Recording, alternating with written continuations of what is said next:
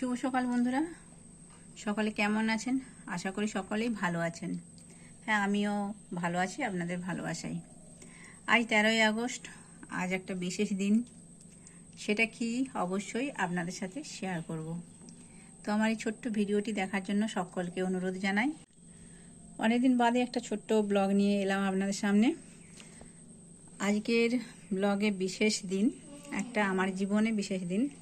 তো সেটা কি সবটাই কিন্তু আপনাদেরকে শেয়ার করব, আর আপনারা অবশ্যই দেখতে থাকুন ভিডিওটি।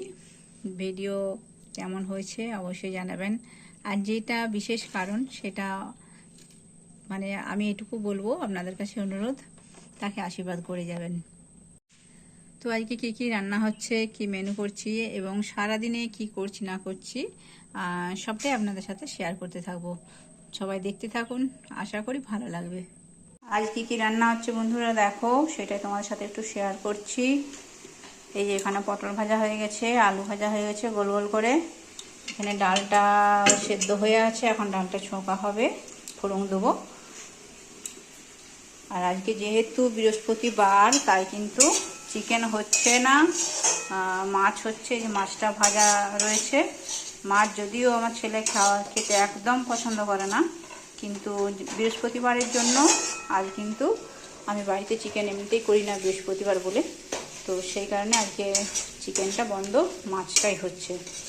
আর হবে এখানে চানাটা সেদ্ধ করা আছে, চানা পনির হবে। চানা সেদ্ধ করা আছে, এখানে পনির আছে, চানা পনির হবে, রাইস হবে। সবটা শেয়ার করবো তোমাদের সাথে। এখানে পায়েস হয়ে আছে, এখনও শাক ভাজা বাকি আছে। আর ও তো সবজি এমনিতেই খেতে পছন্দ করে না, তো সেই কারণে সবজি বেশি কিছু করছি না, যেটুকু ও খাবে সেরকমই করছি। মানে রাইসটা খেতে ভালোবাসে, রাইসটা হবে, চানা পনির হবে, আর টুকটাক ভাজা ভাজি, আর মাছ ডাল ভাত। চিকেনটা করতে পারলাম না, কিন্তু কি করব, কিছু করার নেই। যেটা করতে নেই বা করি না কোনো দিন, সেটা করতেও মানে ভালো লাগে না। আমাদের হিন্দু ঘরে বৃহস্পতিবার দিনটা একটু মেনেই থাকি আমরা, তো মাছটা করা চলে, কিন্তু চিকেন আমি কখনোই কোনো দিনই করিনি, সেই কারণে চিকেন করিনি। আর এখানে হচ্ছে ভাত, এই যে দেখো ভাত কিন্তু হয়ে এসছে। আর ও জন্মদিনে হচ্ছে দাদা, মানে আমার বড় ছেলে আসতে পারলো না, তাই ওর মনটাও কিন্তু বেশ খারাপ। কারণ ও ডিউটি থেকে ছুটি পায়নি, 1 মাস আগের থেকে বলে রেখেছিল, তারপরেও কিন্তু ও ডিউটি থেকে ছুটি পায়নি। তো তারও মন খারাপ, ছেলের, যে ভাইয়ের জন্মদিনে আসতে পারলাম না। তো সে তো তার নিজের জন্মদিনেই আসতে পারে না, তাহলে আর ভাইয়ের জন্মদিন কি করবে। এইটাই হচ্ছে ব্যাপার। থেকে ছুটি পাওয়াটা একটা বিরাট কঠিন ব্যাপার থাকে, কারণ তাদের মর্জি মতো সব কিছু চলে, ছুটি বললেই ছুটি না। তো এটাই ব্যাপার। কি করছি না করছি তোমাদের সাথে সবটাই তুলে ধরবো।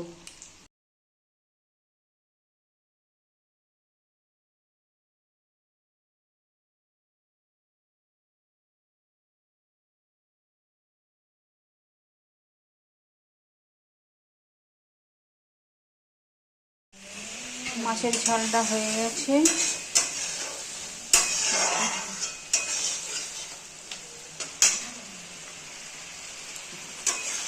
ছোটো করে বাড়িতে একটু সেলিব্রেশন শুধু। প্রত্যেকবার তো সবাইকে ডাকা সম্ভব হয়ে ওঠে না, তাই এই বছর কাউকে ডাকাডাকি করলাম না, শুধু বাড়িতে নিজেদের মতো সেলিব্রেশন করে দিচ্ছি।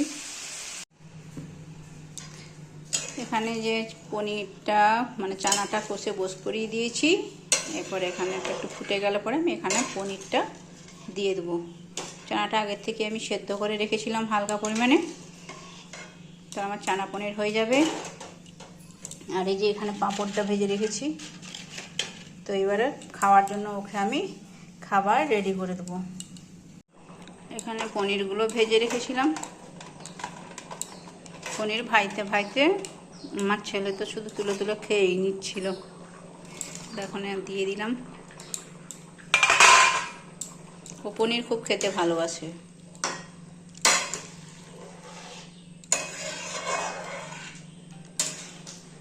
চানাটা আমার মোটামুটি একদমই রেডি, এটা ফুটে গেলে কিন্তু কমপ্লিট হয়ে যাবে। তো এখন আমি আপনাদের সাথে শেয়ার করব যে আজকে বিশেষ দিনটি কি। আর আমার চানাটা কিন্তু দেখতে পাচ্ছেন একদম সুন্দরভাবে পারফেক্টভাবে সেদ্ধ হয়েছে। আজকে বিশেষ দিনটা হচ্ছে আমার ছোট ছেলের জন্মদিন। তো সম্পূর্ণ রান্না আপনাদের সাথে শেয়ার করার ওখানে হয়নি। তো একই যে আমাদের ছোট ছেলে মানে আজকে বার্থডে বয় বসে পড়েছে আর স্নান টান করে একদম রেডি হয়ে গেছে, আর আমি সব কিছু রান্না করে তার পাতে সাজিয়ে দিয়েছি। তো দেখতে পাচ্ছেন আজকে রেসিপিতে ছিল আলু ভাজা, বেগুন ভাজা, পটল ভাজা, শাক ভাজা, আর একটা মাছের তেলের রেসিপি ছিল, যাই হোক মাছ ভাজা, আর চানা পনির, মাছের ঝাল, পায়েস, চাটনি, পাঁপড় আর ডাল, আর বাচ্চা যেহেতু একটু চকলেট ছিল। তো এই হলো আজকের ওর মেনু। যদিও পছন্দের মেনু ছিল না কিছু তেমন, তো তাও এইভাবেই আমি আজকে দিয়েছি ছোট্টভাবে। বাড়িতে একটু সেলিব্রেশন শুধু, যেহেতু বাচ্চা তাই সেলিব্রেশন করলাম। আর এটা তো আমাদের বাঙালিদের রেওয়াজ থাকেই যে ছেলেকে একটু জন্মদিনের দিন আশীর্বাদ করা। তো আমি এখানে ছেলেকে যে আশীর্বাদ করলাম, তারপরে একটু পায়েস মুখে দিয়ে দিলাম, কারণ জন্মদিনের সময় প্রথমে একটু পায়েস, মিষ্টি পায়েসটা আমাদের বাঙালিদের একটু শুভ, তাই আমরা সবসময় চেষ্টা করি পায়েসটা জন্মদিনে করার এবং পায়েসটা বাচ্চাকে প্রথমে দেওয়ার। যাই হোক, মঙ্গল কামনায় তার খেয়ে আশীর্বাদ করলাম। আপনারাও সকলে আমার ছেলেকে আশীর্বাদ করবেন যাতে ও একজন প্রকৃত মনের মানুষ হতে পারে। আর এই সব তো গিফট দেওয়া আছে, তো আমি এখানেতে আশীর্বাদ যেহেতু করলাম, তো সেখানে অল্প কিছু টাকা হাতের মধ্যে ও দিলাম। ও খুবই খুশি হয়েছে। যাই হোক, চকলেট খাবে বাচ্চারা বা স্কুলে কোনো বন্ধুদেরকে চকলেট টকলেট দেবে, এরকম একটা থাকে। আর আমার ছেলেরা সত্যি কথা বলতে খুবই ভালো,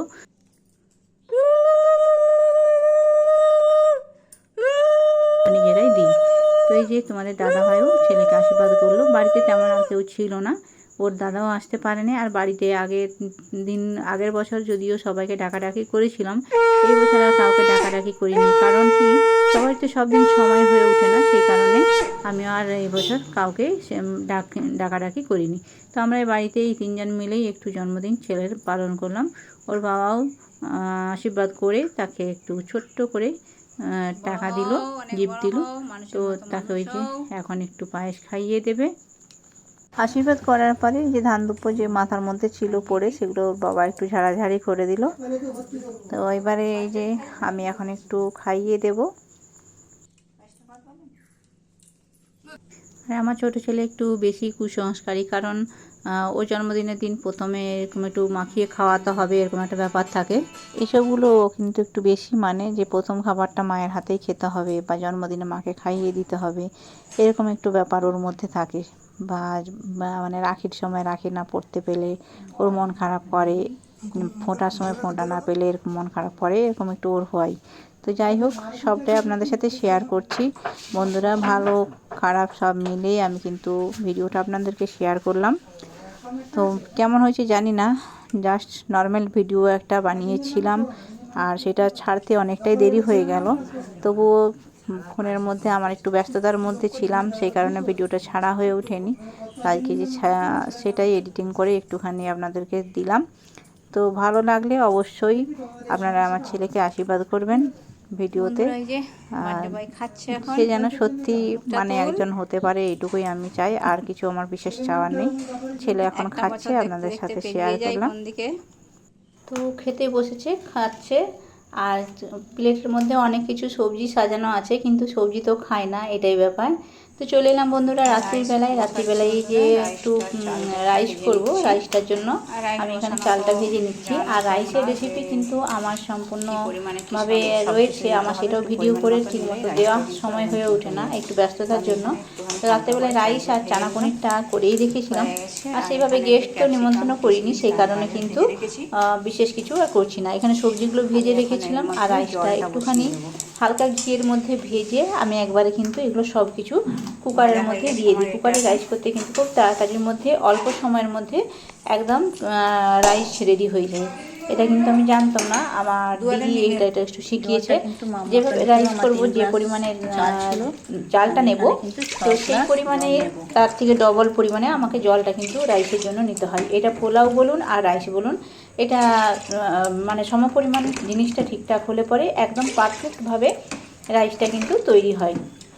তো এই যে জলটা আমি মেপে নিয়ে নিলাম, এখানে প্রায় 3.25 গ্লাস মতো আমি চাল নিয়েছিলাম।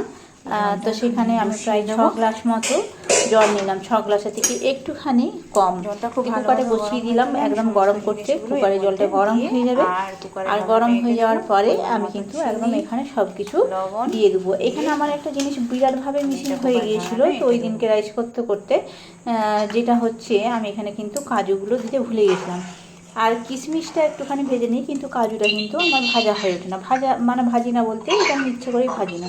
কাজু ভাজলে পরে তার একটা আলাদা গন্ধ হয়ে যায়, আর কিশমিশটা কিন্তু ভেজে একটুখানি হালকা করে দিতে হয়। কিশমিশটা পরে দিলে সুন্দর থাকে, আর যেহেতু আগে দিয়ে দেওয়া হয়, কী হয় এখানে কিন্তু একটু কিশমিশটা মানে বেশি সেদ্ধ মতো হয়ে যায়, তাই রাইস হওয়ার পরে এখানে কিশমিশটা পরে দেওয়া হয়। তো আমি পরিমাণ মতো চিনি আর লবণ কিন্তু দিয়ে দিলাম। আর রাইস করছি মানে এখানে কোনো হলুদের ব্যাপার থাকে না। আর সমস্ত সবজিগুলো যেগুলো ভিজিয়ে রেখেছিলাম, বিনস, গাজর, সব কিছু কিন্তু এখানে একদম দিয়ে দিলাম।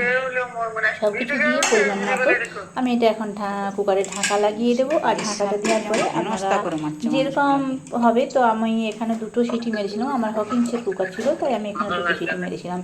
2টো সিটি মারার পরে দেখুন রাইসটা একদম সুন্দরভাবে পারফেক্টভাবে তৈরি হয়ে গেছে। কত সুন্দর হয়েছে না বন্ধুরা? দেখুন আমি কিন্তু একদম গামলার মধ্যে ঢেলে দিয়েছিলাম। আর রাইসটা হওয়ার পরে একটুখানি আমি ঢেলে নিয়ে একটু বাতাসে দিয়ে দিই। বাতাসে দিয়ে দিলে পরে একদম ঝুরঝুরে টাইপের হয়ে যায় রাইসটা, আর খুবই সুন্দর হয়ে যায়। মানে ভাবা যায় না যে এটা কুকারে হয়েছে। পরে কুকারে করতে অনেকেই ভয় পায়, তো আমি কিন্তু কুকারে এখন রাইস করি। দেখতে পাচ্ছেন আমার রাইসটা কিন্তু একদম মানে পারফেক্টভাবে রাইসটা তৈরি হয়েছে।